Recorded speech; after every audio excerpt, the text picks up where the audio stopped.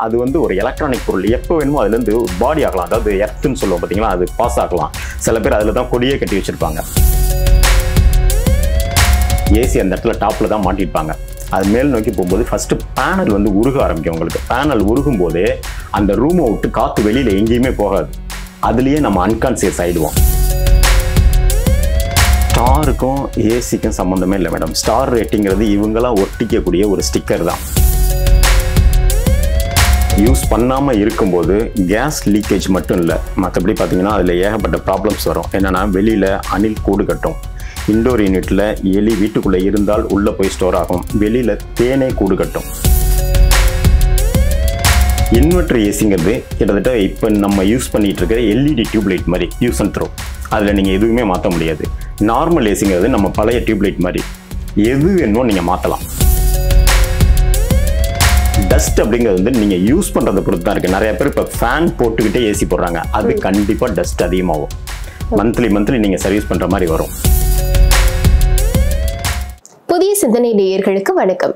இன்னைக்கு நம்ம கூட திரு வினோத்குமார் ஏசி டெக்னீஷியன் இருக்காங்க. அவங்க கிட்ட ஏசியை எப்படி பராமரிக்கிறது, சேஃப்டியா எப்படி பாத்துக்கிறது, இது மாதிரி நிறைய விஷயங்களை கேட்டு தெரிஞ்சுக்கலாம். வாங்க. வணக்கம் சார். பொதுவாகவே மார்க்கெட்ல எந்த மாதிரி ஏசிஸ்லாம் இருக்கு?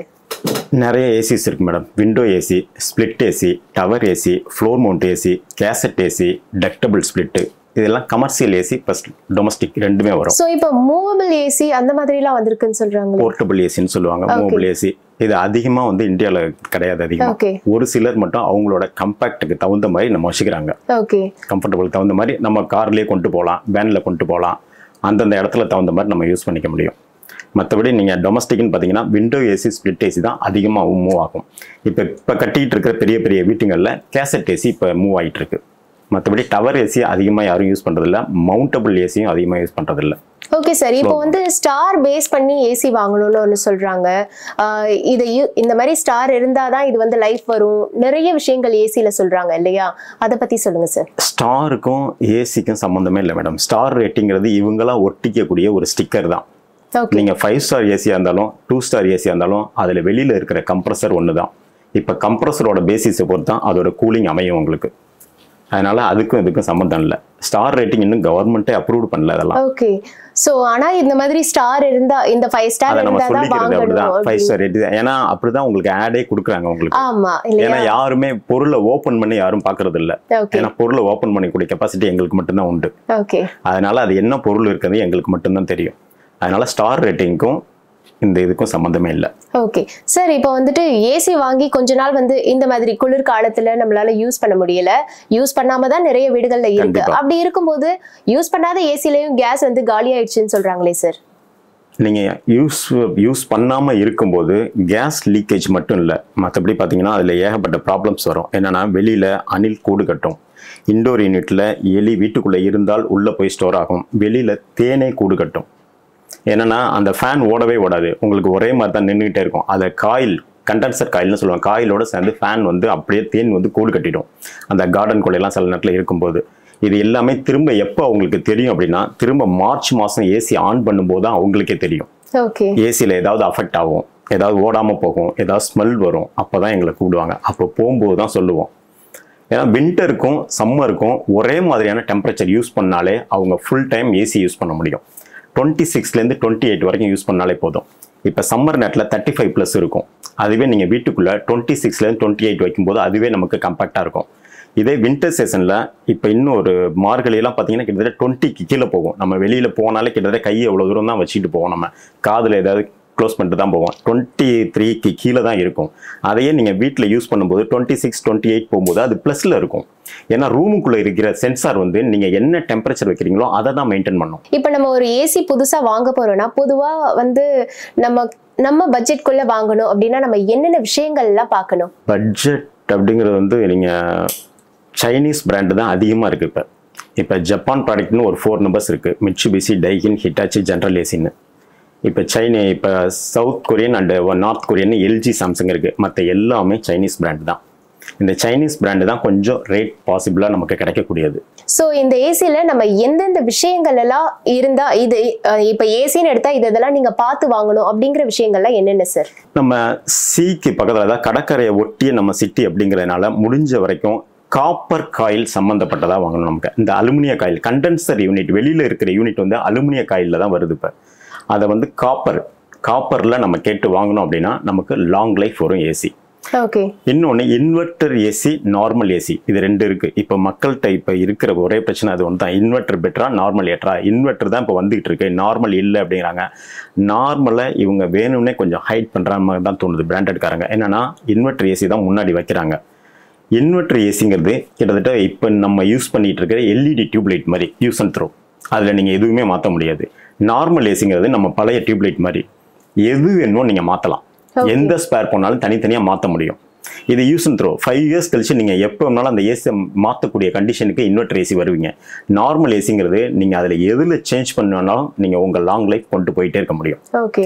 எதையும் எந்த இன்டோரையும் எந்த அவுட்டோரையும் சேர்த்து மாட்ட முடியும். சார் இப்போ வந்துட்டு ஒரு நார்மல் ஒரு ஏசி வாங்குறோம் அப்படின்னா அதில் வந்து டஸ்ட் ஃபார்ம் ஆகுது, கேஸ் காலி ஆகுது. இதெல்லாம் எவ்வளோ நாளைக்கு ஒரு தடவை நம்ம இதெல்லாம் இப்போ டஸ்ட் கிளீன் பண்ணுறதாகட்டும், கேஸ் வந்து ஃபில் பண்ணுறதாகட்டும், இதெல்லாம் எத்தனை நாளைக்கு ஒரு தடவை செஞ்சால் நம்மளால பராமரிக்க முடியும்? கேஸ் ஃபில் பண்ணுறதுங்கிறது ஒரு ஏசியில் வந்து கேஸ் வந்து உங்கள் அந்த ஏசியோட காப்பர் பைப்பில் எங்கேயுமே ஹோல் உழுவாமல் இருந்ததுன்னா 10 இயர்ஸ் கிராஸ் பண்ணி ஓடும். ஓகே. அதில் டிஃபால்ட் ஏதாவது ஹோல் ஏதாவது பட்டிருந்தால் மட்டும்தான் கேஸ் வெளியில் வரும். மற்றபடி அதுக்கு கேஸ் ஏற்றணுங்கிற அவசியமே கிடையாது. ஒரு 5 இயர் கழிச்சு டேப் அப் மட்டும் பண்ணுவோம். அதாவது அதோட லெவல்லேருந்து கொஞ்சம் கீழே இறங்கியிருக்கும், எவாப்ரேட்டர்னு சொல்லுவோம் இல்லைங்களா, அது லெவல் இறங்கியிருக்கும். அதை மட்டும் டேப் அப் பண்ணாலே போதும். திரும்ப அந்த இயரை திரும்ப கிராஸ் பண்ணிட்டு போயிட்டு இருக்கும். அது இப்போ கேஸ் லீக் அதில் மட்டும்தான் வரும். டஸ்ட் அப்படிங்கிறது வந்து நீங்கள் யூஸ் பண்ணுறதை பொறுத்து தான் இருக்குது. நிறைய பேர் இப்போ ஃபேன் போட்டுக்கிட்டே ஏசி போடுறாங்க. அது கண்டிப்பாக டஸ்ட் அதிகமாகும். மந்த்லி நீங்கள் சர்வீஸ் பண்ணுற மாதிரி வரும். ஃபேன் போடும்போது நீங்கள் ஏசி போட வேண்டிய அவசியமே இல்லை. என்னென்னா ஏசி போடும்போது அது அஃபெக்ட் ஆகும். என்னென்னா ஒரு ஏசி ஓடும்போது ஏரில் இருக்கிற ஃபைன் டஸ்ட்டை மட்டும்தான் அது கலெக்ட் பண்ணணும். அதுக்காக தான் ஃபில்டரை வந்து டாப்பில் வச்சுருப்பாங்க. நீங்கள் இப்போ ஃபேன் போடும்போது எல்லா குப்பையும் பறக்கிறத உங்களால் பார்க்க முடியும். இதையும் சேர்த்து தான் அது இழுக்கும். அதனால அதிகமாக டஸ்ட் ஃபார்ம் ஆகிட்டே இருக்கும். உங்களுக்கு தான் ஹெவி லாஸ். ஓகே. ஏன்னா ஒரே நேரத்தில் 2 கரண்ட் சார்ஜ், ஏசியும் ஓடும் ஃபேனும் ஓடும். இன்னொன்று சென்சாரை அதை அஃபெக்ட் பண்ணும் ஃபேன். ஏன்னா சென்சாருக்கு ப்ராப்பராக இந்த ரூமில் இருக்கிற என்ன டெம்பரேச்சரோ அதை போய் அதை ரீச் பண்ணாது. என்னன்னா ஃபேன் வந்து இந்த டைரக்ஷனில் தான் கீழே இறங்கி ஓடும். நமக்கு ஃபீல் நல்லாயிருக்கும், சில்லுன்னு இருக்கும். ஆனால் இந்த ஏர் திரும்ப மேலே போனால் தான் அந்த சென்சார் ஆப்ரேட் ஆகும். அது வரைக்கும் உங்களுக்கு மைனஸில் தான் இருக்கும். சார் இப்போ வந்து ஏசில இருந்து தண்ணி லீக் ஆகுது, அது வந்து வாங்கி கொஞ்ச நாள்லயே அந்த பிரச்சனை வருது. அது யூசுவலா எல்லா ஏசிலயுமே வரும். சோ இதெல்லாம் எப்படி சார் நம்ம வந்து சரி பண்றது? டஸ்ட் தான் மேடம். டஸ்ட்னால தான் தண்ணி வருது. ட்ரேல இருந்து வெளியில போற டஸ்ட்ல வந்து ட்ரேல வந்து மவுத்ல வந்து டஸ்ட் ஃபார்ம் ஆயிருக்கும். அதை க்ளீன் பண்ணணும். அது நிறைய பேர் க்ளீன் பண்ண மாட்டாங்க. இன்னொன்னு யூசுவலாவே எல்லா ஏசிலயுமே வந்து சின்ன ஒரு அதாவது ப்ளோயருக்கு பக்கத்துல இருந்து சின்னதா ஒரு இடத்துல வந்து கசிவு வந்துகிட்டே இருக்கும். அது ப்ராப்பரான ஒரு டெக்னீஷியனா அந்த இடத்த கரெக்டா போய் ட்ரேஸ் பண்ணிட்டாங்கன்னா கரெக்டா அதை ரெடி பண்ணிடுவாங்க. சரி, இப்ப ப்ராப்பரான டெக்னீஷியன் தான் அப்படிங்கறத எப்படி சார் மக்கள் வந்து கண்டுபிடிப்பாங்க? கண்டுபிடிக்கலாம். ஏன்னா யாரு டெக்னீஷியனா யார் உள்ள வந்தாலும் ஃபர்ஸ்ட் அவங்க சொல்றது மேம் கேஸ் காலி ஆயிடுச்சு, மேம் டஸ்ட் ஃபுல்லா இருக்கு மேம், இத சொல்லிட்டு கிளம்பிடுறாங்க. நீங்க இப்போ வர எல்லாருமே வந்து ஃபர்ஸ்ட் சொல்றது அதாவது ஏசில கூலிங் இல்ல அப்படின்னாலே ஃபர்ஸ்ட், ஏன்னா சாதாரணமா பாமர மக்களுக்கே அவங்களுக்கு அப்படிதான் தெரியுது கேஸ் இருக்காது அப்படின்னு அவங்களே சொல்றாங்க. ஆக்சுவலா எப்பவுமே ஒரு டெக்னீஷியனை ஃபுல்லாக செக் பண்ணிட்டு அவன் சொல்கிற விஷயத்த நீங்கள் கேட்டாலே போதும். நீங்களாம் எதையுமே எடுத்து கொடுக்க வேண்டாம். அவனுக்கு அவன் சொல்லட்டும் அப்படின்ட்டு விட்டுருங்க நீங்கள். ஓகே. ஏன்னா அவன் ஃபுல்லாக செக் பண்ணிட்டு சொல்லுவான் நமக்கு. ஏன்னா கேஸ் இல்லை அப்படிங்கிறத வந்து அவன் கேஜ் போட்டு காட்டணும். அதுக்குன்னு மல்டிமீட்டர் இருக்குது. அந்த கரண்ட்டில் வந்து இந்த கேஸ் லோடிங்கில் இருந்தால் இவ்வளோ மீட்ரு வரும். ஏன்னா அது ஏசிலேயே மென்ஷன் ஆகிருக்கும். ஃப்ரீக்வன்ஸ் போட்டிருப்பாங்க இல்லைங்களா, அதுலேயே மென்ஷன் ஆகிருக்கும் இவ்வளோ ஆம்ஸ் இருக்கும் அப்படின்னு. அந்த ஆம்ஸ் லெவலில் இருந்ததுன்னா கேஸ் லீக் இல்லைன்னு அர்த்தம். இன்னொன்று வெளியில் கேஜ்ன்னு சொல்லுவாங்க, கேஜ் அளவீடு முறை இருக்குது பார்த்தீங்களா, ஹோஸ் கேஜ் போட்டு செக் பண்ணி காட்டுவாங்க. என்னென்னா இப்போ வர கேஸ் எல்லாமே 130 PSI இருக்குது. இதுக்கு முன்னாடி இருக்கிற R22 அந்த கேஸ்லாம் வந்து வெறும் 70 PSI தான். இப்போ வரது எல்லாமே 130+ தான் இருக்குது. அந்த அளவுக்கு கேஸ் லெவல் இருந்தாலே உங்கள் ஏசியில் கூலிங் நல்லாயிருக்கும். சார் இப்போ அடிக்கடி வந்து நம்ம விபத்தெல்லாம் சந்திக்கிறோம். ஏசியிலேருந்து மின்கசிவு ஏற்பட்டு விபத்தாகுது, அதனால பறிபோன உயிர் நிறைய இருக்கு. ஸோ இதை எப்படி சார் தவிர்க்கிறது? ஏசியில் ஃபயர் ஆகிறது வந்து இப்போது வந்துகிட்டு இருக்கிறது R32ங்கிற கேஸ் மட்டும்தான். ஸ்டார்டிங்கில் வரும்போது அது வந்து ஃபயரிங் கேஸ்ன்னு சொன்னாங்க. ஆக்சுவலாக ஏசி வந்து வெடிக்கிறதுக்கு காரணம் என்னன்னு அப்படின்னு பார்த்தீங்கன்னா, வீட்டுக்குள்ளே ஸ்க்ரீனுக்கு பக்கத்துலேயே பாயிண்ட் எல்லாமே இருக்கும் மேடம். அந்த பாயிண்ட்டை ஒட்டி தான் ஸ்டெபிளைசர் வச்சிருப்பாங்க. ஓகே. அந்த ஸ்டெபிளைசரோட கனெக்டர்னு சொல்லுவாங்க, ஃபேஸ் நியூட்ரல் எர்த் கனெக்ட் ஆகும் பார்த்தீங்களா, அது சில நேரத்தில் ஒயர் லூஸாக இருந்ததுன்னா அந்த ஸ்பார்க் வரதான் செய்யும். ஓகே. அப்படி ஸ்பார்க் வரும்போது பக்கத்தில் இருக்கிற ஸ்கிரீன்ல பட்டுச்சுன்னா அந்த தீ ஜுவாலை வந்து எப்போதுமே மேல் நோக்கி தான் போகும், கீழ் நோக்கி வராது இல்லைங்களா. ஏசி அந்த இடத்துல டாப்ல தான் மாட்டிருப்பாங்க. அது மேல் நோக்கி போகும்போது ஃபர்ஸ்ட் பேனல் வந்து உருக ஆரம்பிக்கும். உங்களுக்கு பேனல் உருகும் போதே அந்த ரூமை விட்டு காத்து வெளியில எங்கேயுமே போகாது, அதுலயே நம்ம அன்கான்சியஸ் ஆயிடுவோம். அந்த பேனல் உருகுனுச்சுன்னா நேரா பெட்ல தான் ஊத்தும். ஓகே. இதுக்கான சேஃப்டி பிரிகாஷன்ஸ் எல்லாம் வந்து நம்ம எப்படி சார் பண்றது? அந்த டெக்னீஷியனே சொல்லுவாங்க மேடம். என்னன்னா அந்த ஜன்னலுக்கு கொஞ்சம் தள்ளி 1 feet தள்ளியாவது அந்த பாயிண்ட் இருக்கணும், அந்த ஸ்டெபிளைசர் வெளியில தான் இருக்கணும், அதை ஒட்டி இருக்கக்கூடாது. இன்னொன்று அந்த 32 கேஸ் அப்படிங்கிறது வந்து கொஞ்சம் ராங்காக ஹேண்டில் பண்ணணும். இல்லை உள்ள வந்து கம்ப்ரஸருக்குள்ள வந்து ஸ்பார்க் வருது அப்படின்னா கண்டிப்பாக வெடிக்கும். வெளியில தான் வெடிக்கும், உள்ள வெடிக்காது. உள்ள நடக்கிற விபத்துக்கு காரணம் நம்மளே தான். ஏன்னா இப்போ வரைக்குமே ஏசினால, ஏன்னா சில விஷயத்த வந்து இப்போ வரைக்கும் சால்வ் பண்ணலை. ஏன்னா வேற எந்த ப்ராப்ளம் இருந்தாலும் அது ஏசி மேலே தான் போயிருது. என்னன்னா ஏசி அது ஃபுல்லாகவே எரிஞ்சிடும். அதனால அது என்ன நடந்ததுன்னு அந்த இடத்துல யாருக்குமே தெரியாது, அந்த வீட்டில் உள்ளவங்களை தவிர வேற யாருக்குமே தெரியாது. Okay sir. இப்போ வந்து ஒரு குழந்தைகிட்டயே ஏசி ரிமோட்டை கொடுத்து அதையே வந்துட்டு நீ என்ன வேணா பண்ணு, ஒரு விளையாட்டு சாதனமா அதை வந்து கொடுத்துடுறாங்க. ஸோ இப்படி குழந்தைங்களோட கையில ரிமோட்டை கொடுத்து அதனால ஏசிக்கு ஏதாவது பிரச்சனை வருமா? அதுல ஏசி ரிமோட்டுக்கும் ஏசிக்கும் எந்த சம்பந்தமும் இல்லை. ஏன்னா அதுல எதுவுமே ஆகாது. ஏன்னா இப்போ சில ரிமோட்ல எல்லாம் சைல்டு லாக்னு ஒன்று இருக்கும், அதை லாக் பண்ணிட்டாலே வேற எதுவுமே ஆகாது. அந்த மாதிரி பண்ணலாம். இன்னொன்று பார்த்தீங்கன்னா 18 டிகிரில தான் எல்லாருமே ஏசி யூஸ் பண்றாங்க. கேட்டா கூலிங் அப்பதான் நிறைய வரும் சொல்றாங்க. அது ராங். அது நிறைய பேருக்கு தெரியல. என்னன்னா ஏசியோட கம்ப்ரஸர்ல என்ன பம்பிங் வருதோ அந்த லெவல் கூலிங் தான் உள்ள வரும். நீங்க 18ல வச்சாலும் 30 வச்சாலும் ஒரே மாதிரியான கூலிங் தான் வரும். இப்போ நீங்க 18 வைக்கிறீங்கன்னா உங்களுக்கு தான் கரண்ட் லாஸ். என்னன்னா 18 டிகிரில நம்மளால உள்ள உட்கார முடியாது, 1 hour கூட தூங்க முடியாது நம்மளால. கண்டிப்பா இழுத்து போத்திக்குவோம். நீங்க எப்போ போர்வையை நீங்க கையில எடுக்கிறீங்களோ அன்னைக்கே உங்க காசு விரயமாகுது. ஏசி வந்து போத்திட்டு தூங்குறதுக்காக அல்ல. ஏசி வந்து நமக்கு கொஞ்சம் கம்ஃபர்டபுளா, கொசு கடிக்கக்கூடாது, வேர்க்கக்கூடாது, இதுக்காக மட்டும்தான். அதுக்கு நீங்க 26 above 26க்கு மேலேயே நீங்க தாராளமா யூஸ் பண்ணலாம். கரண்ட் அவ்வளவு கம்மியா இருக்கும் உங்களுக்கு. Okay sir. இப்போ பட்ஜெட்ல ஒரு ஏசி வாங்கணும், அது செகண்ட்ஸ்ல வாங்கலாமா? செகண்ட்ஸ்ல வாங்குறதா இருந்தா நம்ம அந்த ஏசில என்னென்னலாம் பார்த்து வாங்கணும்? நீங்க கண்டிப்பா செகண்ட்ஸ் ஏசி சாதாரணமா மக்கள் வந்து வெளியில வந்து எல்லாருக்கிட்டையும் போக மாட்டாங்க, தெரிஞ்ச டெக்னீஷியன்ட்ட மட்டும்தான் போகாம. இதுல வந்து நம்பிக்கைக்குரியது அவரு மட்டும்தான். அவர்கிட்ட நீங்க கரெக்டான கான்டாக்ட்ல இருக்கீங்க, அவர் வந்து உங்களுக்கு வந்து நல்லது பண்ணுவாருன்னு நினைச்சீங்க அப்படின்னா அவர் கண்டிப்பா ஒரு தான் பண்ணுவாரு கரெக்டா. சோ நம்ம இந்த மாதிரி யாரையுமே வந்துட்டு பாக்குறது இல்லையே. செகண்ட்ஸ்ல அம்மா ஏசி வந்து ஒரு 10,000க்கு தரமா, அது கம்மியா கொடுக்குறாங்கன்னு நினைச்சு வாங்குறது. அன்னைக்கு அவங்களோட தேவைக்கு அந்த 10,000 அவங்களுக்கு தேவை, அதனால எதை வேணுமோ உங்ககிட்ட கொடுக்கலாம். அதோட அதிகபட்ச ரன்னிங் ஹவர்ஸ் பார்த்தீங்கன்னா ரொம்ப கம்மியாக இருக்கும். என்னன்னா பர் இயர்லியே சொல்கிறேன், மேக்ஸிமம் ஒரு 2 years கழிச்சு கூட அது போகலாம். ஏன்னா 10,000 வாங்கிட்டு உங்களுக்கு எந்த கேரண்டியும் கொடுக்க முடியாது. அதுக்கப்புறம் எல்லா ரெஸ்பான்சிபிலிட்டியும் உங்க மேல தான் விழுவும், அவங்க எந்த ரெஸ்பான்சிபிலிட்டியும் எடுத்துக்க மாட்டாங்க. அதனால 10,000க்கு இன்னைக்கு வந்து செகண்ட் ஏசி கிடைக்கிறது கொஞ்சம் ரேர். ஓகே. இப்போ ஒரு ஏசி வாங்கணும்னா அதுக்கு சேஃப்டியா நம்ம என்னென்னலாம் வாங்கணும்? ஏசி சேஃப்டிக்கு நீங்க இந்த ஸ்டெபிளைசர் மஸ்ட் மேடம். இன்வெர்டர் ஏசியோ நான் இன்வெர்டர் ஏசியோ ஸ்டெபிளைசர் மஸ்ட்.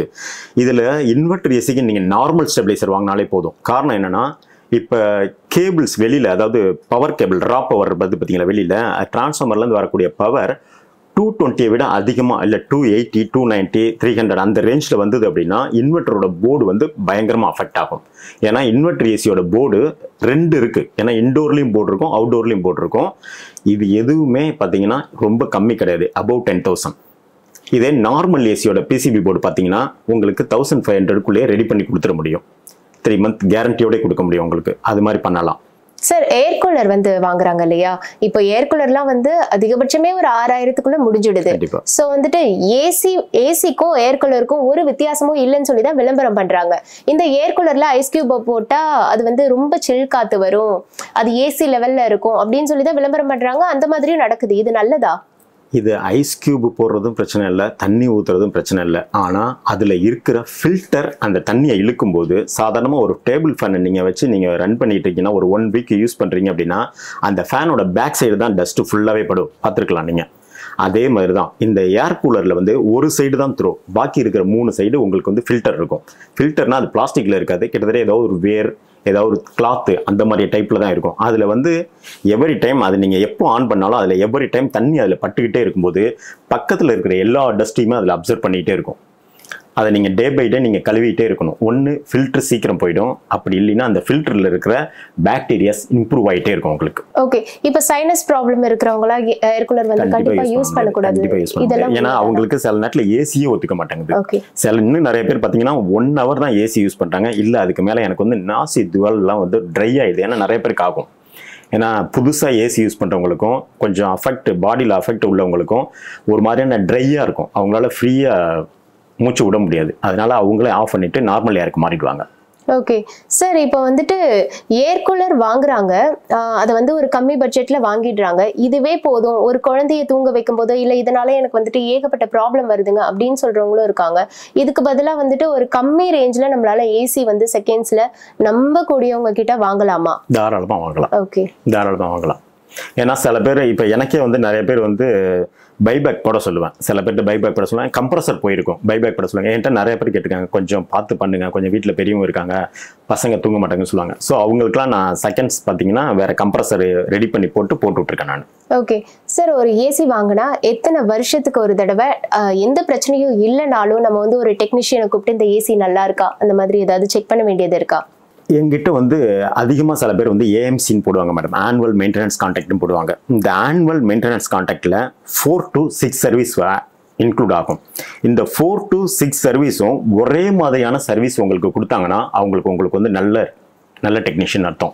ஏன்னா இதில் 6 சர்வீஸோ இல்லை 4 சர்வீஸோ ப்ராப்பராக உங்களால் கொடுக்க முடியாது. ஏதாவது ஒரு சர்வீஸாக உங்களுக்கு வந்து ப்ராப்பராக பண்ணுவாங்க. பாக்கி இருக்கிற 3 சர்வீஸும் அந்த ஃபில்டரை மட்டும் க்ளீன் பண்ணிட்டு போவாங்க, இல்லாட்டி அந்த கிரில்லை மட்டும் க்ளீன் பண்ணிட்டு போவாங்க. ஃபில்டரை மட்டும் க்ளீன் பண்ணுறதுக்கு அவங்க தேவையில்லை, நீங்களே போதும். எவ்ரி மந்த் நீங்களே எடுத்து க்ளீன் பண்ணிக்கலாம், அவங்க தேவையில்லை. அதனால அதிகபட்சம் 6 மந்த்துக்கு ஒரு தடவையாவது நீங்கள் சர்வீஸ் பண்ணிக்கிறது பெட்டர். இப்போ வந்துட்டு நம்ம ஒரு கம்பெனி ஏசி வாங்கும்போது அவங்களே சொல்லிடுவாங்க, எங்க கம்பெனி ஆளுங்க வந்துதான் இதை வந்து சரி பண்ணி தருவாங்க மேம், இது நீங்க வெளியேந்து கூப்பிட்டீங்கன்னா அவங்க சரியா பண்ண மாட்டாங்க அப்படின்னு சொல்லிடுறாங்களே. சரியா பண்ண மாட்டாங்கிறதெல்லாம் கிடையாது மேடம். நல்ல ஒர்த்தபிளான டெக்னீஷியன்லாம் இருக்காங்க. அவங்களுக்கு அந்த ஆஃபீஸில் வச்சிருக்கிற டெக்னீஷியனுக்கு அவங்க வேலை கொடுத்தாகணும். வின்டர் நேரத்தில் கொடுக்க முடியாது, சம்மர் நேரத்தில் மட்டும்தான் கொடுக்க முடியும். அதுவும் கான்ட்ராக்ட் பேசிஸில் தான் இருப்பாங்க. அவங்களுக்கு ஒரு நாளைக்கு ஒரு 3 to 6 ஏசி இன்ஸ்டால் பண்ண சொல்லி கொடுப்பாங்க. அப்போ அந்த டைமிங்குள்ளே அவங்க வந்து இன்ஸ்டாலேஷன் பண்ணி கொடுக்கணும். அப்போ அவங்களோட இன்ஸ்டாலேஷன் அந்த ரேஞ்சில் தான் இருக்கும், கொஞ்சம் லோ ரேஞ்சில் தான் இருக்கும். இதே ப்ராப்பராக உள்ளவங்கள்ட்ட நீங்கள் தாராளமாக வெளியில் போய் பண்ணிங்கன்னா ஒரு நாள் ஆனாலும் டைம் எடுத்து பண்ணி கொடுப்பாங்க. என்னன்னா அவன் வந்து கஸ்டமரை மிஸ் பண்ணக்கூடாதுன்னு நினைப்பாங்க. அந்த மாதிரியான டெக்னீஷியனை தேடி போகிறது பெட்டர். என்னன்னா ப்ராப்பரான சர்வீஸ் உங்களுக்கு இருக்கும். எந்த டைமிங் இருந்தாலும் ரெஸ்பான்ஸ் பண்ணி வந்து கொடுத்துட்டு இருப்பாங்க உங்களுக்கு. அதனால அந்த இடத்துக்கு நீங்கள் போகிறது ரொம்ப பெட்டராக இருக்கும். சார், இப்போ வந்துட்டு கோவிட்க்கு அப்புறமா வைரஸ் பியூரிஃபையர் சொல்லிட்டு ஏசி அது வந்து விளம்பரம் பண்ணும்போதே வைரஸ் பியூரிஃபையர் அப்படின்னு சொல்லிட்டு விளம்பரம் பண்றாங்க. இது உண்மையாவே சாத்தியமா? இல்லை மேடம், வைரஸ் பியூரிஃபையர் அப்படிங்கிறது சப்போஸ் வைரஸ் வந்து வீட்டுக்குள்ளே இருக்குது அப்படின்னா அதுக்கு ஆன்டிபயோட்டிக் மட்டும்தான் கரெக்டான சொல்யூஷன். உங்களுக்கு வைரஸை வந்து அது எப்படி பியூரிஃபை பண்ண முடியும்? என்னன்னா ரூமுக்குள்ளே இருக்கிற ப்ளஸ்ஸில் இருக்கிற ஏரை தான் அது மைனஸ்க்கு கொண்டு வருது. டஸ்ட்டை மட்டும்தான் அது ஃபில்டர் பண்ணும். டஸ்ட் ஃப்ரீ அதை மட்டும்தான் அங்க பண்ணுமே தவிர வைரஸ் ஃப்ரீ அங்க பண்ண முடியாது. வந்து விளம்பரங்களுக்காக நிறைய சொல்வாங்க. அது வந்து உங்களுக்காக அது விளம்பரம் எது? ஏன்னா இப்ப நம்ம சாதாரணமா விளம்பரம் சில விளம்பரத்தை நம்ம பார்த்து இது உண்மை இல்லைன்னு நமக்கே தெரிஞ்சு அந்த பொருளை தான் நம்ம வாங்குவோம் இல்லைங்களா? அது மாதிரிதான் அது. வைரஸ் ஃப்ரீன்னு எதுவுமே பண்ண முடியாது. ஒரு சிலர் இருக்காங்க சார், எப்பவுமே ஏசி தான், என்னால வெயில வந்து பார்க்கவே முடியாது, நான் வீட்டுக்கு வந்துட்டேன்னா ஃபுல்லா ஏசி தான், கார்ல போகும்போது ஏசி தான், என்னால ஏசி இல்லாம இருக்க முடியாது அப்படின்னு சொல்லிட்டு சில பேர் இருக்காங்க. சோ இது வந்து ஹெல்த் வைஸ் ஓகேவா? இது ஹெல்த் வைஸ் ஓகே கிடையாது. என்னன்னா அந்த மாதிரியான சீதோஷ்ண நிலையில நம்ம இல்லை. ஏன்னா நம்மளோட கண்ட்ரில நம்மளோட அந்த வெயில் நம்ம மேல கண்டிப்பா படணும். ஏன்னா இப்ப நிறைய பேர் கார்ல ஏசி, காரை விட்டு இறங்கினா ஆபீஸ்ல ஏசி, ஆபீஸ்ல இருந்து திரும்ப கார்ல ஏசி, கார்ல இருந்து வீட்டுக்கு வந்தா வீட்லயும் ஏசி. இந்த கண்டினியூட்டில தான் அவங்க இருப்பாங்க. இது வந்து கண்டிப்பா ஃபியூச்சர்ல அஃபெக்ட் பண்ணும் கண்டிப்பா.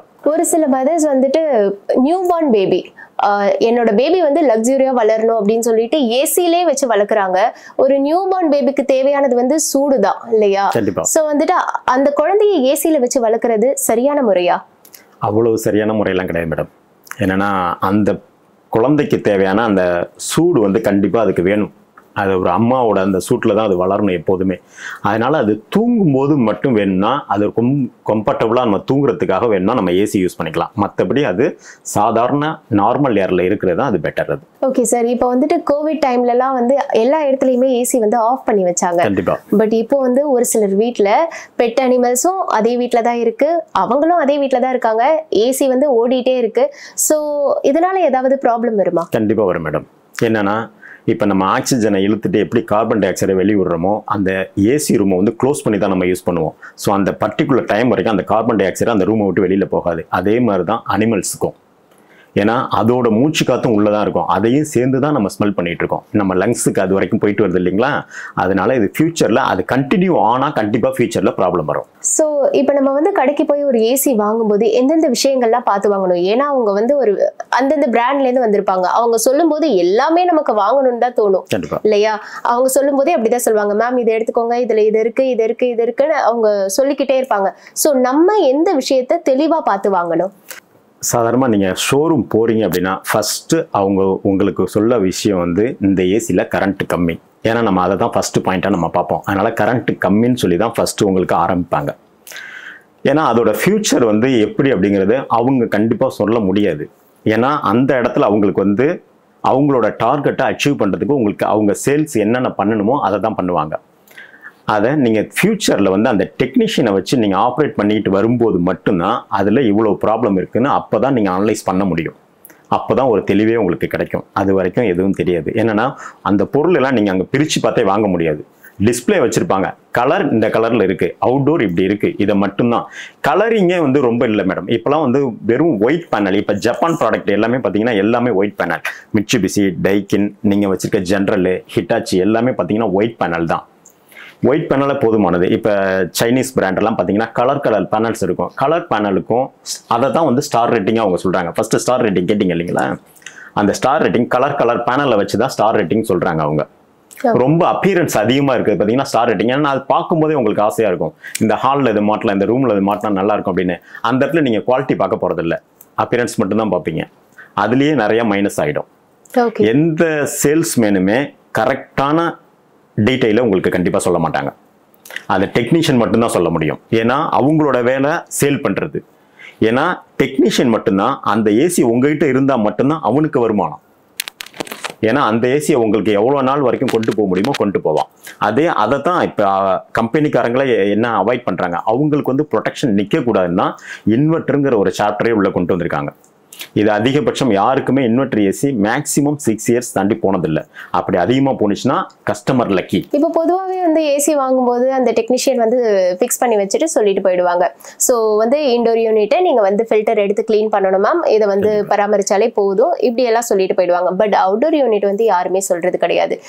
நிறைய வீட்டில் வந்து அது மேலே வந்து ஒரு வெயிட்டை வச்சு அதை வந்து வெளியே வைக்கிறதே ஒரு வெயிட்டை வைக்கிறதுக்காகவே அது நிறைய பேர் வச்சிருக்காங்க. அது சரியான முறையா சார்? அவுட்டோர் யூனிட்டு அது சில ப்ரொசீஜர் இருக்கு மேடம், அதை ஃபாலோ பண்ணி வைக்கணும். சில இடத்துல ஓப்பன் டெரஸில் வைப்பாங்க, அது பாசிபிள். என்னன்னா அவுட்டோர் யூனிட்ல அந்த கண்டென்சர் காயில்னு சொல்லுவோம், அது வந்து ஹீட்டாக தான் ஆகும். ஏன்னா வெளியில் பார்த்தீங்கன்னா சூடு காற்று தான் வந்துட்டு இருக்கும். அந்த கண்டென்சர் எதுக்காக அந்த வெளியில் ஃபேன் அப்படின்னா அந்த கண்டென்சர் காயிலோட ஹீட்டையும் கம்ப்ரஸரோட ஹீட்டையும் ரெடியூஸ் பண்ணுறதுக்கு தான் அந்த ஃபேன். இதை ஓப்பனில் இருந்ததுன்னா ரொம்ப நல்லது. சில இடத்துல வந்து பார்த்தீங்கன்னா அவங்களுக்கு வந்து வைக்கிறதுக்கு வழி இருக்காது. அதனால மழை தண்ணி படாத இடத்துல அவங்க வச்சுருப்பாங்க. மழை தண்ணி படுறது பெஸ்ட்டு. என்னென்னா ஆட்டோமேட்டிக்காக ஃப்ரீ சர்வீஸ். அப்படி இல்லை அப்படின்னா எப்போலாம் நீங்கள் அந்த ஏசி சர்வீஸ் பண்ணுறீங்களோ அப்போலாம் அவுட்டோரில் காயிலும் கண்டிப்பாக க்ளீன் பண்ணணும். இல்லாட்டி ஹெட் ப்ரெஷர்னு சொல்லுவோம், அதாவது கம்ப்ரஸரில் இருக்கிற ஹெட் ப்ரெஷர் இன்க்ரீஸ் ஆச்சுன்னா அது வழியாக தான், அந்த ப்ரெஷர் வழியாக தான் உங்களுக்கு வந்து கேஸ் லீக் வரும். வெளியில் ஃபேன் மோட்டர் அஃபெக்ட் ஆகும், கம்ப்ரஸரும் அஃபெக்ட் ஆகும். இதை நீங்கள் அவாய்ட் பண்ண முடியும். அதனால் ஒவ்வொரு சர்வீஸ் அப்பையும் வெளியில் இருக்கிற அவுட்டோரையும் அவங்க வந்து டெக்னீஷியன் வந்து பார்க்கணும். மழை தண்ணி படாத இடத்துல இருந்ததுன்னா அதை கண்டிப்பாக சர்வீஸ் பண்ணணும். அது மேலே வெயிட் வைக்கிறதோ அது மேலே ஏன்னா நிறைய பேர் கொடியெல்லாம் கட்டி வைப்பாங்க, அதை கொஞ்சம் அவாய்ட் பண்ணுறது நல்லது. ஏன்னா அது வந்து ஒரு எலக்ட்ரானிக் பொருள், எப்போ வேணுமோ அதுலேருந்து பாடி ஆகலாம். அதாவது எர்த்துன்னு சொல்லுவோம் பார்த்தீங்களா, அது பாஸ் ஆகலாம். சில பேர் அதில் தான் கொடியே கட்டி வச்சுருப்பாங்க, அவங்களுக்கு தெரியாது. சில நேரத்தில் எடுக்கும்போது சொல்லுங்க. ஆக்சுவலாக அந்த ப்ராப்பராக எர்த்து கான்டாக்ட் ஏசிக்கு இல்லை அப்படின்னா அதில் நீங்கள் கொடி கட்டியிருந்தீங்கன்னா அந்த அஃபெக்ட் உங்களுக்கும் வரும். அதை நீங்கள் அவாய்ட் பண்ணிக்கலாம். இன்னொன்று சில பேர் அவுட்டோருக்கு வந்து வீடு மாதிரிலாம் கட்டி வைக்கிறாங்க, ஷெட்டெல்லாம் போட்டு வைக்கிறாங்க. ஆக்சுவலாக அது தப்பு, அந்த மாதிரி பண்ணக்கூடாது. அது ஓப்பன் ஸ்பேஸில் தான் இருக்கணும். ஓப்பனில் இருந்தால் தான் அது பெட்டர். So, அந்த மாதிரி அதுல ஏன்னா வெயிலும் படலாம், நீங்க மழையும் கூடு படலாம். கட்டுறது எதுக்கு அப்படின்னா உங்க ஏசிக்கு மட்டும் இல்ல, அதுல திரும்ப அதுக்கு ரொம்ப கம்ஃபர்டபுளா இருந்ததுன்னா அதுக்குள்ள வாழ போற அணிலுக்கும் சேர்த்து தான் அவங்க ஷெட் போடுறாங்க. சார் இப்போ வந்து ஏசி வந்து டைரக்டா ஆஃப் பண்றாங்க இல்லையா, ரிமோட்ல ஆஃப் பண்ணிட்டு தான் இந்த ஸ்விட்ச் வந்து ட்ரிப் வந்து ஆஃப் பண்ணணும் அப்படின்னு இருக்கு. ஸோ இப்படி டைரக்டா ரிமோட்ல ஆஃப் பண்ணாம இப்படி ஆஃப் பண்றது நல்லதா? ஆஃப் பண்ணலாம் மேடம், தப்பெல்லாம் இல்லை, தாராளமாக ஆஃப் பண்ணலாம். என்னன்னா அதில் இருக்கிற அந்த ஏசியில் இருக்கிற பாட்டத்தில் இருக்கிற லூவர் அப்படின்னு சொல்லுவாங்க, ஆக்சுவலாக ஃப்ளாப்னு சொல்லுவாங்க, அது ஓப்பன்லேயே இருக்கும். என்னன்னா அதுக்கு போகிற ஃபுல் பவருமே ஆஃப் ஆகிடும். இதுவே நீங்க ரிமோட்ல ஆஃப் பண்ணும்போது அந்த ஃபிளாப்ல இருக்கிற மோட்டருக்கு அதிகபட்சம் ஒரு 10 செகண்ட்லேருந்து 20 செகண்ட் வரைக்கும் சப்ளை இருக்கும். அதனால அது வந்து கீழே வரைக்கும் ஓப்பன் ஆகிட்டு திரும்ப மேலே போய் க்ளோஸ் ஆகும். நீங்க டைரக்டா ஆஃப் பண்ணும்போது தாராளமாக ஆஃப் பண்ணலாம். சில பேர் நினைச்சுக்கிறாங்க அது வழியா டஸ்ட் உள்ள போயிடும். அது வழியா டஸ்ட் உள்ள போகாது. ஏன்னா காத்து அது உள்ளேருந்து தான் வெளியில வருது உங்களுக்கு. அப்படி இருக்கும்போது உள்ள போய் கண்டிப்பா டஸ்ட் ஆகாது. அதே மாதிரி எந்த பூச்சி எது உள்ள போனாலுமே அது வழியா திரும்ப வெளியில வந்துடும். அதால உள்ள வேற எங்கேயும் டிராவல் ஆக முடியாது. இப்போ ஏசி டன் பத்தி சொல்லுங்க சார். இந்த டன்ல தான் ஏசி வாங்கணும், 1 டன் 2 டன், அதை பத்தி சொல்லுங்க சார். இது நிறைய பேர் ரூமுக்கு ஏசி வாங்கிட்டு ஹாலுக்கும் சேர்த்து போட்டுக்கிறாங்க. அது ரொம்ப தப்பு. என்னன்னா எந்த இடத்துக்கு நீங்க ஏசி போடுறீங்களோ அந்த ரூம் சைஸ் என்னவோ அதுதான் போட முடியும். இப்போ மினிமம் டன்னேஜ் 1 டன் தான். அதுலேருந்து 2 டன் வரைக்கும் இருக்கு. இது வந்து வீட்டுக்கு போற டொமஸ்டிக். இது தாண்டி ஆஃபீஸ்க்கு போறது பார்த்தீங்கன்னா 2.5 இருக்கு, 3 டன் இருக்கு. இது எல்லாமே கேசட் டைப்ல வந்துச்சு, டவர் ஏசியில் வந்துச்சு, ஃப்ளோர் மவுண்ட் ஏசியில் வந்துருச்சு இப்போ எல்லாமே. இன்னொன்று அதை விட பெருசாக போடணும்னா டக்டபிள் ஸ்பிளிட்னு சொல்லுவாங்க. இண்டோர் யூனிட் வேற எங்கேயோ இருக்கும், டக்ட் வழியாக ஏர் உள்ள வந்துட்டு இருக்கும். இது இண்டஸ்ட்ரியில் பெரிய பெரிய ஆஃபீஸில் இந்த மாதிரி போட்டுட்டு இருப்பாங்க, ஹாஸ்பிட்டல்ஸ் இந்த மாதிரி வந்து போடுவாங்க. வீட்டில் யூஸ் பண்ணுறதுல விண்டோ ஏசி, ஸ்பிளிட் ஏசி தான் மோஸ்ட்லி. இப்போ இன்னொன்று வந்துட்டு இருக்கிறது கேசட் ஏசி. என்னன்னா கேசட் ஏசி நீங்கள் போடணும்னா ஃபால் சீலிங் கண்டிப்பாக போட்டால் மட்டும்தான் ஃபால் சீலிங் போட முடியும், கேசட் ஏசி மாட்ட முடியும். ஏன்னா கேசட் ஏசிக்கு மேல் பக்கம் தான் பைப்பு, அதோட ட்ரெயின், ஒயர் எல்லாமே போகும். அது எல்லாமே ஃபால் சீலிங்குள்ள இன்க்ளூட் ஆகி வெளில போயிடும். கேசட் ஏசி போடலாம். ஒரு ரூம் சைஸ் உங்களுக்கு வந்து 10க்கு 10 சைஸ் தான் இருக்குன்னா அந்த ரூமுக்கு தகுந்த மாதிரி தான் நீங்கள் ஏசி வாங்கணும். அந்த ரூமுக்கு 1 டன் ஏசியே போதுமானது. இன்னொன்று நீங்கள் 1.5 டன் ஏசி வாங்கிக்கிட்டு ரூமை திறந்து விட்டு ஹாலுக்கும் வச்சுக்கலாம் அப்படின்னு நீங்கள் நினச்சிங்க அப்படின்னா அது கரண்ட் பில் தான் அதிகமாகிட்டு இருக்கும். அது அவ்வளோ பாசிபிள்ஸ் கிடையாது. அது மாதிரி ஏசிக்கும் வந்து லாங் லைஃப் வராது. கம்ப்ரஸர் வந்து சீக்கிரம் போகிறதுக்கான வாய்ப்புகள் அதிகம். ஓகே சார், இப்போ வந்து ஒரு 250 350 கரண்ட் பில் கட்டுறவங்க சடனா ஒரு ஏசி வாங்கினதுக்கு அப்புறம் 4500 5500 6000 வரைக்கும் கரண்ட் பில் கட்டுறாங்களே, ஒரு ஏசி வந்து இந்த அளவுக்கு கரண்ட்டை இழுக்குமா? அந்த அளவுக்கு கண்டிப்பா போகாது மேடம். ஏன்னா அவங்களுக்கு வந்து டெமோ கொடுக்கும்போது இப்ப எந்த பர்சனுமே வந்து இன்ஸ்டாலேஷன் பண்ணிட்டு டெமோ ப்ராப்பரா கொடுக்கறது இல்ல. புக்ல இருக்கு பாத்துக்கிட்டு போயிருக்காங்க. புக்ல இருக்கும்போது பாத்துக்கிறதுக்கு அவங்க ஏசி அவ்வளவு தெளிவா வாங்கியிருக்க மாட்டாங்களா? அப்படிலாம் கிடையாது. ஏசி தெரிஞ்ச நாலேஜபிள் பர்சன் மட்டும்தான் அவங்களுக்கு வந்து கரெக்டாக நோட்ஸ் எடுக்க முடியும். அதை இப்படி தான் யூஸ் பண்ணணும், இப்படி போடுங்க அப்படின்னு சொல்லி கொடுத்துட்டு போனால் அதை ப்ராப்பராக அவங்க மெயின்டைன் பண்ணுவாங்க. ஏசி யூஸ் பண்ணுறதுனால அதுலேருந்து சில் காற்று வருது அப்படிங்கிறதுனால அவங்க இஷ்டத்துக்கு யூஸ் பண்ணிடுறாங்க. ஃபர்ஸ்ட் டைம் கரண்ட் பில் கட்டும்போது தான் ஏசி யூஸ் பண்ணால் இவ்வளோ கரண்ட் பில் வரும்னு அப்போ தான் உங்களுக்கு தெரியுது. அதுக்கப்புறம் தான் அவங்களை கொஞ்சம் கொஞ்சமாக அனலைஸ் பண்ணிக்கிறாங்க. சார், இப்போ ஒரு ஏசி வாங்கும்போது ஸ்டெபிலைசர் வந்து மஸ்ட்னு சொல்லி தான் நமக்கு கொடுக்குறாங்க. பட் இப்போ கொஞ்ச நாளா வந்து இன்பில்டாவே ஸ்டெபிலைசர் வருது. ஸோ இதுக்கு வந்து நீங்க ஸ்டெபிலைசர் தனியாக வாங்க வேண்டாம் அப்படிங்கிறதையும் சொல்றாங்க. இது வந்து உண்மையா? எந்த ஏசிலையும் ஃப்ரிட்ஜ்லையும் இன்பில்டு அப்படிங்கிற ஒரு விஷயம் வைக்க முடியாது மேடம். என்னன்னா ஒரு ஸ்டெபிலைசர் அப்படின்னா இப்போ வந்துட்டு இருக்கிற கரண்ட்ல இருக்கிற ஏசி வந்து இன்வெர்டர் ஏசி. அதுக்கு வந்து நீங்க நார்மல் ஸ்டெபிலைசரே போதுமானது. என்னன்னா அது வந்து 110 வோல்ட்ல தான் அந்த கம்ப்ரஸர் ஓடும். அதனால அதுக்கு நார்மல் பவர் வந்தாலே அது ஓடக்கூடிய கெப்பாசிட்டி உள்ளது. இதுவே நார்மல் ஏசியா இருந்தது அப்படின்னா சம்மர் நேரத்தில் ஃப்ளக்சுவேஷன் வரும். நமக்கு வந்து 170 160 சொல்ல போனால் மேடவாக்கம் சைட்லாம் 150 கூட வந்திருக்கு. அவங்களுக்குலாம் பார்த்தீங்கன்னா டபுள் பூஸ்டர் ஸ்டெபிலைசருங்கிறது ரொம்ப மஸ்ட். என்னன்னா அது வரக்கூடிய பவரை ப்ளஸ் பண்ணி கொடுக்கும், 200+ மேலே கொடுக்கும். அந்த மாதிரி கொடுக்கும்போது தான் ஏசியால ரன் பண்ண முடியும். இப்போ வந்து ஏசி வாங்கும்போது அது ஏசி வந்து ஓடிட்டு இருக்கும்போது ஃபுல்லி ரூம் வந்து கவர்ட்ல இருக்கணுங்கிறாங்க. ஒரு சின்ன வந்து ஒரு சைட்ல ஹோலோ இல்லை ஒரு விண்டோ, ஒரு டோர் லைட்டா கூட ஓப்பன்ல இருக்கக்கூடாது. அப்படி ஏதாவது உங்களுக்கு ஓப்பன்ல இருந்தா அதையும் நாங்க வந்து மூடுறதுக்கு ஆன்லைன்ல அது மூடுறதுக்காகவே நிறைய வந்திருக்கு. ஸோ இந்த அளவுக்கு மூடி வைக்கணுமா? அப்படிலாம் தேவையில்லை மேடம். எல்லார் வீடுமே வந்து ரொம்ப ஃபுல்லி கம்ஃபர்டபுளாக கண்டிப்பாக சீலில் இருக்காது. கண்டிப்பாக என்னன்னா டோரில் எங்கேயாவது கீழே கண்டிப்பாக ஹோல்ஸ் இருக்கும். ஒரு கரப்பாம்பூச்சி போயிட்டு வர அளவுக்கு கண்டிப்பாக சில வீட்டில் இருக்கும். அதனாலலாம் வந்து கூலிங் லெவல் வந்து மிஸ் ஆகாது உங்களுக்கு. அதே மாதிரி ஜன்னலில் இருக்கிற ஹோல்ஸ் வழியாலாம் கண்டிப்பாக வெளியில் போகாது. ஓகே, சோ இதனால டஸ்ட் போய் உள்ள ஃபார்ம் ஆயிடும் அப்படின்னு சொல்றாங்க. வெளியில இருந்து வராது மேடம். உங்களுக்கு வந்து உள்ள வந்து வெயிட் ஏர், அதாவது கூல் ஏர் அதிகமாகும் போது, ஈரக்காத்து அதிகமாகும் போது வெளியில இருந்து காத்து உள்ள வர முடியாது. வெளியில இருக்கிற காத்து நார்மல் ஏர். நார்மல் ஏர் வந்து ஆட்டோமேட்டிக்கா வெளியில வர முடியாது. இது வந்து ப்ரெஷர் ஏர். ஓகே, கூல் ஏருங்கிறது ரூமுக்குள்ள வந்து ஒரு ப்ரெஷர் ஏர் மாதிரி இருக்கும். இதுதான் வெளியில போகும். வெளியில இருந்து ஏர் கண்டிப்பா உள்ள வராது. ஏன்னா அது நார்மல் ஏர், வெயிட்லெஸ் ஏர். வெயிட் ஏர் தான் வெளியில போறதுக்கு துடிக்கும். வெளியில இருக்கிற நார்மல் ஏர் கண்டிப்பா உள்ள வராது.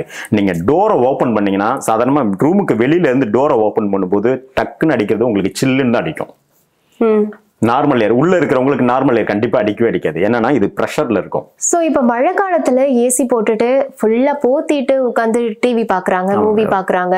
இது சரியான முறைதானா? இது அவங்க கம்ஃபர்ட் ஜோன்ல இருக்கணும்னு நினைக்கிறாங்க மேடம். அதாவது சில பேர் பாத்தீங்கன்னா ரொம்ப சில்லுன்னு இருக்கணும் அப்படின்னு நினைச்சுதான் யூஸ் பண்ணிட்டு இருக்காங்க. இது எப்படி சொல்றதுன்னா, அவங்களால கரண்ட் பில் கட்ட முடியும் அப்படின்னா தாராளமா அது பண்ணலாம். ஏன்னா அவ்வளவு கூலிங் நமக்கு தேவை கிடையாது. என்னன்னா திரும்ப நம்ம வெளியில போகும்போது திரும்ப நம்ம ஸ்கின் ஆட்டோமேட்டிக்கா நார்மல் ஏருக்கு கம்ஃபர்டபுள் ஆகுறதுக்கு ரொம்ப டைமிங் எடுக்கும். கொஞ்ச நேரம் வரைக்கும் அந்த நடுக்கம் அடங்காது அவங்களுக்கு. அதுக்கப்புறம் தான் கம்ஃபர்டபுளா வரும் அது. சோ இதனால உடம்புக்கும் பிரச்சனை வரதுக்கு வாய்ப்பு இருக்கு. கண்டிப்பா வரும். ரொம்ப சில்லுன்னுலாம் இருக்குன்னு அவசியம் இல்லை. ஏன்னா நம்ம உடம்புல இருக்கிற பிளட் சர்க்குலேட்டிங், நரம்புல போற blood circulating fast movement level ஒன்று இருக்கு பாத்தீங்களா, அது ஃப்ரீஸ் ஆகும். ஏன்னா உள்ளங்கையில ஒரு சின்ன ஐஸ் கட்டி வச்சிங்க அப்படின்னா, ஐஸ் கட்டி வச்சுட்டு ஒரு 2 நிமிஷத்துல திரும்ப எடுத்துட்டு ஒரு குண்டூசியை குத்துனீங்க அப்படின்னா அந்த இடத்துல ரத்தமும் வராது, வலியும் இருக்காது. ஏன்னா அந்த இடத்துக்கு முன்னாடியே அந்த இடத்துல பிளட் சர்க்குலேஷன் நின்றுடும், ஸ்டாப் ஆயிடும். அதை தாண்டி வராது. திரும்ப 2 நிமிஷத்துக்கு அப்புறம் தான் அந்த இடத்துல குண்டூசியால குத்துன இடத்தோட வலி தெரியும் உங்களுக்கு. அதே மாதிரி ஏசியோட த்ரோ நம்ம பாடியில படவே கூடாது. பட் ஃபீல் மட்டும்தான் இருக்கணும். ரூமுக்குள்ள போகும்போது ஏசியில இருக்கிற ஃபீல் தான் இருக்கணும். நம்ம மேலேயே நிறைய பேர் வெளியில போயிட்டு உள்ள வந்தோடனே அந்த கூலிங் நம்ம மேலேயே படணும்னு நினைப்பாங்க. அந்த இடத்துல போயிட்டு இருக்கிற நரம்புல இருக்கிற அந்த பிளட்டோட சர்க்குலேட்டிங் லெவல் லோவாக ஆரம்பிக்கும். அதே மாதிரி நைட்லயும் சில பேர் மேல பட்டுக்கிட்டே இருக்கணும்னு நினைப்பாங்க. காலையில அவங்களால ப்ராப்பரா எந்திரிக்கிற டயத்துக்கு எந்திரிக்க முடியாது. ஏன்னா ஆட்டோமேட்டிக்கா பாடி டயர்ட் ஆயிடும். பிளட் மூவ்மெண்ட் ஃபுல்லா இருந்தா மட்டும்தான், பிளட் சர்க்குலேஷன் இருக்கு பாத்தீங்களா, அது ஃபுல்லா இருந்தா மட்டும்தான் காலையில சுறுசுறுப்பா எந்திரிக்க முடியும். இல்லாட்டி நமக்கு அடிச்சு போட்ட மாதிரி இருக்கும், நல்லா தூங்கிட்டு இருப்போம். நம்ம அந்த மாதிரி இருக்கக்கூடாது. சார் இப்போ ஏசி ஆன்ல இருக்கும்போது நிறைய ஃப்ரெண்ட்ஸோட உட்காந்துட்டு இப்போ ஸ்மோக் பண்றது, மற்ற ஒரு சில விஷயங்களை பண்றது, இது மாதிரி பண்றாங்க. ஸோ இதனால ஏதாவது ப்ராப்ளம் வருமா? ஆல்ரெடி அவங்க ஸ்மோக் பண்ணிட்டு இருக்கும்போது ஆல்ரெடி அவங்க இழுக்கிறக்கூடிய காத்து பார்த்தீங்கன்னா அவங்க லங்ஸ் வரைக்கும் தான் போயிட்டு வரும். அதனால ஏசினால அஃபெக்ட் ஆகுது. ஆனா என்ன ஒண்ணுன்னா, அவங்க வெளியில போனதுக்கு அப்புறம் திரும்ப யாராவது உள்ள ஏசி போடும்போது அதே ஸ்மெல் கண்டினியூ ஆகும். எப்படியும் ஒரு 2-3 டேஸ்க்கு அந்த ஸ்மெல் அங்க இருந்துகிட்டே தான் இருக்கும். ஏன்னா அந்த கூலிங் காயில் சில்லுன்னு ஆயிடும். அந்த கூலிங் காயின்னு சொல்றது ஆக்சுவலா ஐஸா தான் மாறும். அந்த ஐஸை மெல்ட் ஆகுறது தான் உள்ள இருக்கிற ப்ளோயர்னு சொல்லுவோம் பாத்தீங்களா, அந்த ஃபேன் ஓடிட்டு இருக்கும். அந்த சில்லுன்னு இருக்கிற அந்த காயில்ல போய் இந்த ஸ்மெல் போய் உக்காந்துரும்.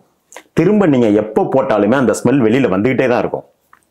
அது போறதுக்கு எப்படியும் 2-3 டேஸ் ஆகும். அதே மாதிரி இன்னும் சில பேர் பகல் நேரத்துல ஏசி ரூம்ல இருக்கிற விண்டோவை ஓபன் பண்ணி வைக்கிறது பெட்டர். என்னன்னா ஏர் கிராசிங் ரொம்ப முக்கியம். என்னன்னா வெயில் படுறதோ இல்ல பகல்ல இருக்கிற ஏர் கிராஸ் ஆகுறது முக்கியம். டே பை டே அந்த ரூம் கூல் ஆகிட்டே இருக்கும்.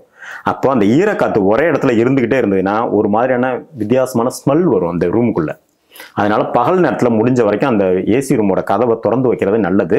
சப்போஸ் விண்டோ இருந்ததுன்னா அதையும் திறந்து வைக்கிறது நல்லது. ஏர் ஒரு வழியா இன்னும் திரும்ப வேற வழியா தான் போகும். ஏன்னா வந்த வழியா திரும்ப போகாது. அதனால ஏர் கிராசிங் ரொம்ப முக்கியம். இப்போ கேஸ் லீக் ஆகும்போது நமக்கு ஒரு ஸ்மெல் வருது. அந்த ஸ்மெல் இப்போ சிலிண்டர் ஸ்மெல் லீக் ஆகும்போது எப்படி வருதோ அது மாதிரி இதுவும் ஒரு ஸ்மெல் வருது. அந்த ஸ்மெல்லை நம்ம எப்படி ஹேண்டில் பண்றது, அதை எப்படி நம்ம இதனால ஒரு மின்கசிவு ஏற்படாம எப்படி நம்ம பாதுகாக்கிறது? கேஸ் லீக் ஆகும்போது கண்டிப்பா மின்கசிவு அதுக்கும் சம்மந்தம் இல்லை மேடம். கேஸ் லீக் தனி சாப்டர், அது ஏபி தனி சாப்டர், அது பிரச்சனை இல்லை. கேஸ் லீக்குங்கிறது சிலரால மட்டும்தான் அப்சர்வ் பண்ண முடியும். நிறைய பேரால அதை அப்சர்வ் பண்ண முடியாது. என்னன்னா அது ஒரு வித்தியாசமான ஸ்மெல்லில் வரும். ஏன்னா கேஸ் மட்டும் உள்ள அந்த பைப்ல டிராவல் ஆகாது, அது கூட சேர்ந்து ஆயிலும் டிராவல் ஆகும். அதுக்குள்ள ஆயிலும் இருக்கு, நிறைய பேருக்கு தெரியாது. இப்போ நம்ம 2 வீலர் இன்ஜின் ஆயில் இருக்கு பார்த்தீங்களா, அதுல பெட்ரோலும் ஆயிலும் சேர்ந்து தான் டிராவல் ஆகும். ஆனா பெட்ரோல் எவாப்ரேட் ஆகி போயிடும், ஆயில் மட்டும் கசிஞ்சு நிற்கும். நம்ம ஆயில் லீக் ஆகுன்னு சொல்லுவோம். ஆக்சுவலாக அந்த இடத்துல ஆயில் லீக் ஆகல, பெட்ரோலும் சேர்ந்து தான் லீக் ஆகுது. அதே மாதிரி கேஸ் லீக் ஆகும்போது அது காத்துல மிக்ஸ் ஆகிடும். அதனால நமக்கு அஃபெக்ட் எதுவும் ஆகாது. நம்ம எல்பிஜி கேஸ் மாதிரிலாம் நமக்கு அஃபெக்ட் ஆகாது. சப்போஸ் அப்படி லீக் ஆகுது அப்படின்னு உங்களால அப்சர்வ் பண்ண முடியுது அப்படின்னா இமீடியட்டா நீங்க டோரை மட்டும் ஓப்பன் பண்ணி விட்டுருங்க. விண்டோ டோரையோ இல்லை ரூம் டோரையோ நீங்க ஓப்பன் பண்ணி விட்டுட்டு கொஞ்ச நேரத்துக்கு நீங்க வெளியில இருக்கிறது நல்லது. ஆனா அந்த கேஸ் நம்மளை அஃபெக்ட் பண்ணாது. இன்னைக்கு நம்ம பல விஷயங்களை ஏசி பத்தி தெரிஞ்சுக்கிட்டோம். திரு வினோத்குமார் சார் அவர்களுக்கு மிக்க நன்றி.